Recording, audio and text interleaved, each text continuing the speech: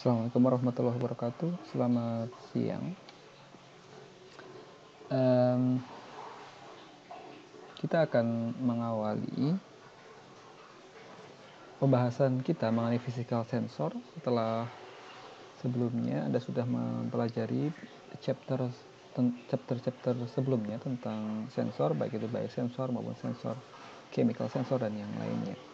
Mulai pertemuan ini sampai 3 pertemuan ke depan, 2 atau 3 pertemuan ke depan, kita akan belajar mengenai physical sensor dengan saya. Oke. Jadi dalam physical sensor ini ada beberapa hal yang terkait dan yang akan kita pelajari. Dan di bagian yang pertama, saya akan menggunakan salah satu slide yang cukup menarik. Pembahasannya cukup lengkap dari Michigan State University oleh Profesor Wang. Kita akan membahas tentang displacement sensor. Jadi ada beberapa hal yang akan kita pelajari tentang displacement measurement. Dalam hal ini adalah bagaimana nanti sebuah sensor itu bisa mengukur sebuah displacement. Ada beberapa sensor umum yang bisa digunakan. Yang pertama ada resistive sensor, kemudian inductive sensor, capacitive sensor, dan piezoelectric sensor. Oke, nah sebelum kita membahas mengenai displacement sensor lebih lanjut, saya ingin mungkin merefresh ya pemahaman atau pengertian mengenai transducer. Jadi transducer itu adalah sebuah device yang dapat mengubah dari bentuk energi utama, bentuk umumnya menjadi signal tertentu dengan bentuk energi yang berbeda. Misalnya primary energy form, misalnya kita bisa berupa mechanical, thermal, elektromagnetik, optical, chemical, dan seterusnya. Nah, ada kemudian itu adalah sebuah transducer. Misalnya contoh transducer misalnya adalah antena ya antena misalnya. Kalau misalnya di telekomunikasi kita tahu antena, sebenarnya nggak cuma di telekomunikasi, sekarang di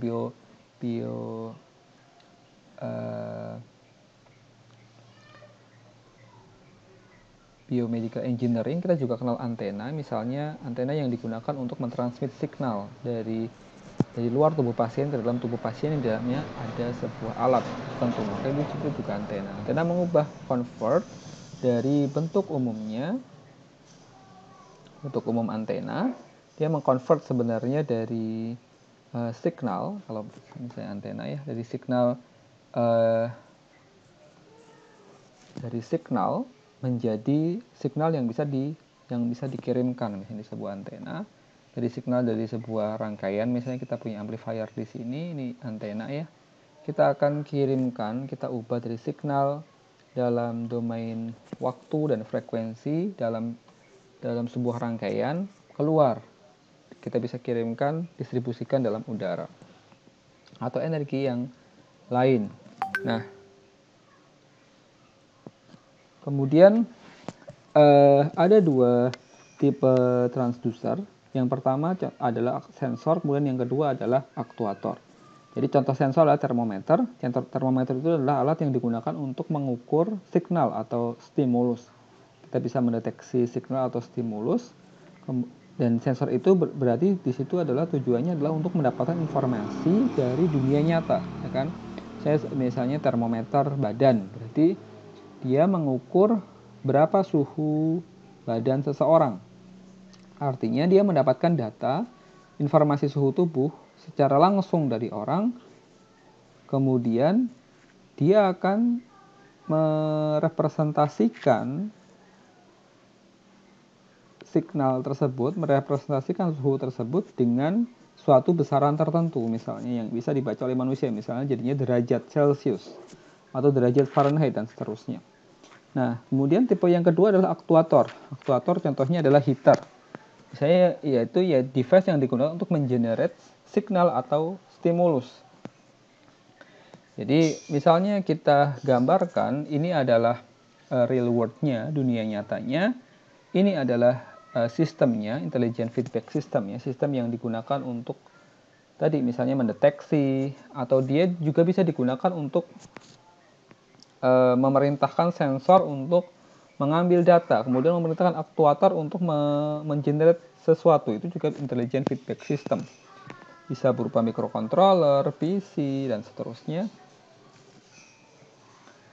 Nah, jadi di sini tempatnya. Sensor, berarti sensor dan aktuator, dia tujuannya adalah menjembatani antara sistem, intelligent feedback system, baik itu microcontroller, PC, dan seterusnya, dengan real world-nya. Untuk apa sensor digunakan? Untuk mendapatkan atau mengukur signal atau stimulusnya, mendapatkan informasi dari real world-nya. Sedangkan aktuator digunakan untuk mengenerate signalnya. Jadi misalnya kayak dia misalnya contoh umumnya misalnya home ini dalam ruangan misalnya ya, smart home misalnya kita punya sensor suhu, kemudian kita punya aktuatornya yang digunakan untuk generate aktuatornya misalnya AC atau kipas angin. Jadi misalnya kita deteksi di rumah misalnya suhunya panas dari sensor termometer tadi, termometer ruangan, maka si intelligent feedback system, sistem di rumah yang mungkin based on-nya microcontroller atau PC, itu akan memerintahkan kipas angin untuk menyalakan kipasnya karena suhunya tinggi sampai suhunya turun. Ketika suhunya turun, termometer mendeteksi suhu di ruangan tersebut sudah turun, maka si sistem akan memerintahkan si aktuator untuk, atau si kipas tadi untuk turn off kipasnya, sehingga suhunya sesuai dengan yang referensi yang diinginkan. Itu yang disebut dengan transducer. Jadi terdiri dari dua hal, bisa berupa sensor, bisa berupa aktuator. Oke, nah kemudian sensor macam-macam ya. Sensor bisa chemical sensor, bisa biosensor. Ada juga yang disebut di sini dalam hal ini physical sensor itu adalah electronic sensor. Jadi secara umum electronic sensor kita bisa bagi menjadi dua, yaitu dengan primary transducer di sini. Kemudian yang kedua adalah secondary transducer. Nah, primary transducer fungsinya adalah untuk mengubah dari parameter-parameter dunia nyata ke signal electronics atau signal electrical. Misalnya kayak tadi kita ubah misalnya itu ya macam-macam ya, denyut jantung misalnya, EKG, kita bisa dari real world-nya mengukur denyut jantung, kita ubah parameter menjadi sebuah bentuk signal. Yang amplitude signal itu misalnya dia berupa amplitude dari denyut jantungnya, misalnya dalam tegangan misalnya, atau dalam tegangan biasanya. Amplitude signalnya dalam tegangan. Maka itu disebut dengan primary transducer. Sementara kalau secondary transducer, dia mengconvert dari electric signal ke analog atau nilai digital. Misalnya kita punya real world-nya, maka yang berhubungan langsung dengan real world-nya adalah primary transducer. Oke. Primary transducer dia akan mendapatkan atau mengconvert dari real world-nya di sini ke electrical signalnya atau disebut dengan analog signalnya di sini. Oke, di analog signal berupa electric signal. Itu mungkin tidak mudah. Seperti misalnya amplitude tegangan itu kan tidak mudah dibaca oleh orang. Kita ingin melihat misalnya parameter yang lain. Parameter yang tidak lagi berupa tegangan, atau bisa jadi misalnya kayak suhu, termometer badan misalnya yang diubah itu dalam termometer itu kan tidak langsung dikonvert jadi sebuah bilangan digital untuk seseorang bisa melihat berapa suhu badannya. Tetapi diubah dulu menjadi sinyal elektrik. Kemudian di sinyal elektrik itu diubah lagi menjadi sinyal digital, yang sehingga orang bisa melihat dengan jelas, oh ternyata suhu tubuhnya 37 derajat Celcius. Sebenarnya tidak langsung dari suhu tubuh, panas tubuh seseorang diubah langsung menjadi 36 derajat Celcius. Tapi ada beberapa rangkaian proses diubah dulu menjadi sinyal elektrik. Dari sinyal elektrik itu baru diubah lagi, dikonvert menjadi digital, baru bisa ditampilkan. Nah, itu yang disebut dengan secondary. Secondary transducer dia mengubah dari electric signal ke analog atau digital value. Sehingga nilai yang hasil dari perubahan di secondary transducer kita bisa manfaatkan. Kita bisa ubah, kita bisa baca, bisa tampilkan, dan seterusnya ke orang atau ke pasien. Nah, secara umum typical electronic sensor system itu seperti ini. Kita punya input signal yang kita ukur dengan menggunakan sensor. Kemudian sensor ini berarti berupa dua, primary transducer, kemudian secondary transducer. Jadi di sini ada primary transducer, saya tulis dengan PT, kemudian ada juga secondary transducer, saya tulis dengan ST. Nah, keluarnya dia bisa berupa data analog, bisa berupa data digital, tetapi udah nilai yang memang bisa digunakan untuk diproses di microcontroller, misalnya, atau di DSP, digital signal processing, di microcontroller signal processing di sini. Kemudian baru ditampilkan hasilnya, pembacaan sensornya ke bentuk atau ketampilan yang bisa dengan mudah dimengerti oleh manusia. Oke, ini contohnya electronic sensor systemnya. Contohnya kita bisa menggunakan digital sensor dengan instrumen. Kita bisa pakai microcontroller, dengan di situ ada signal timingnya, ada data storage-nya. Kemudian kita bisa tampilkan instrumentasi itu berupa handheld. Jadi kita bisa langsung genggam ya. Di situ di handheld instrumennya terdiri dari sensor, kemudian signal timingnya, atau di situ digunakan untuk memproses hasil dari sensingnya.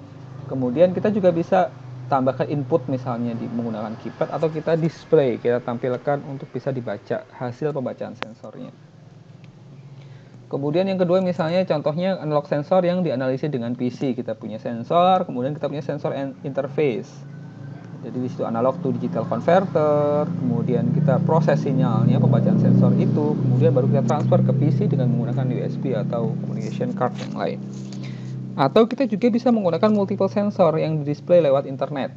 Jadi kita punya banyak sensor, kemudian kita transfer dari sensor yang isinya di situ instrumennya ada sensor, ada prosesor, ada communication, kita transfer melalui internet sehingga kita bisa baca dimanapun hasil pembacaan dari alat tersebut dengan menggunakan PC, laptop, bahkan dengan menggunakan handphone. Oke. Nah, berikutnya ini adalah contoh primary transducer, misalnya konvensional transducer. Biasanya dia besar, tetapi dia handal. Umumnya handal karena besar, kokoh ya. Biasanya kita menggunakan primary conventional transducer dengan based on older technology, jadi teknologi yang lama. Misalnya contohnya thermocouple, kompas. Thermocouple itu untuk mengukur temperatur, kompas untuk mengukur arah. Kemudian ada juga yang lebih baru disebut dengan microelectric sensor. Dia biasanya ukurannya lebih kecil, kemudian lebih sensitif, tetapi less robust biasanya karena ukurannya dan seterusnya. Contohnya adalah photodiode. Bisa menggunakan photodiode untuk infrared detector, proximity, intrusion alarm. Kemudian ada juga piezoresistive pressure sensor. Kita bisa menggunakan untuk air atau fluid pressure. Kemudian micro accelerometer untuk vibrasi, kemudian untuk mendeteksi perubahan kecepatan dan seterusnya. Atau chemical sensor misalnya O2, CO2, Cl, nitrat dan seterusnya, atau DNA array, dia untuk mematchingkan antara sekuensial DNA. Nah, kemudian yang berikutnya setelah Anda mengetahui tentang transducer, baik itu primary transducer maupun secondary transducer dan beberapa tipe-tipe transducer, maka dalam pengukuran dengan menggunakan sensor ada yang disebut dengan direct, ada yang disebut dengan indirect measurements. Jadi direct measurement itu saat sensor itu mengambil langsung dari parameter-parameter yang diinginkan. Misalnya displacement sensor mengukur diameter blood vessel misalnya, atau contoh yang lain. Nah, kalau indirect measurement, jadi sensor itu mengukur parameter yang dapat ditranslasikan ke parameter yang diinginkan. Jadi nggak langsung. Kalau direct itu langsung, dia displacement sensor itu langsung mengukur blood vessel. Tapi kalau indirect, kita mengukur parameter yang lain, yang parameter itu kita bisa translasikan sebagai parameter yang kita inginkan. Misalnya displacement sensor yang digunakan untuk mengukur pergerakan mikrofon diafragma untuk menghitung besarnya perubahan liquid yang perubahan aliran darah menuju jantung. Jadi yang diukur itu bukan langsung jantungnya. Jadi yang diukur displacement sensor itu bukan mengukur berapa displacement langsung di jantungnya, tapi yang diukur adalah diafragmanya. Nah, dari perubahan movement di diafragma, displacement yang di diafragma, kita bisa mengukur berapa jumlah aliran darah yang melalui jantung. Itu disebut dengan indirect measurement, maupun contoh-contoh yang lain.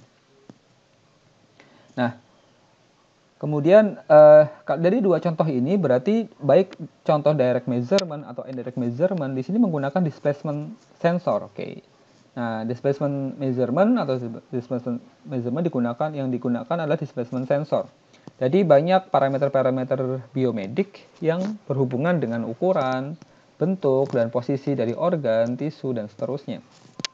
Maka kita membutuhkan displacement sensor. Contohnya tadi yang sudah saya sampaikan, direct misalnya diameter blood vessel. Kemudian indirectnya misalnya perubahan diafragma untuk menghitung berapa pergerakan aliran darah menuju jantung. Nah, tipe-tipe displacement sensor sendiri secara umum ada dua, yaitu yang pertama adalah primary transducer. Tipe primary transducer, misalnya ada resistive sensor, baik itu potentiometer maupun strain gauge, kemudian induktif sensor, capacitive sensor, dan piezoelectric sensor. Maupun yang kedua, secondary transducer, misalnya seperti Wheatstone bridge, kemudian amplifier. Kita akan bicara amplifier di pertemuan yang setelahnya. Jadi pada pertemuan hari ini, displacement sensor yang akan kita pelajari adalah resistive sensor, induktif sensor, capacitive sensor, piezoelectric sensor, dan Wheatstone bridge. Oke, mungkin ini adalah untuk bagian yang pertama dari physical sensor, terutama untuk displacement sensor. Selamat, mudah-mudahan dapat dimengerti. Selamat siang. Assalamualaikum warahmatullahi wabarakatuh.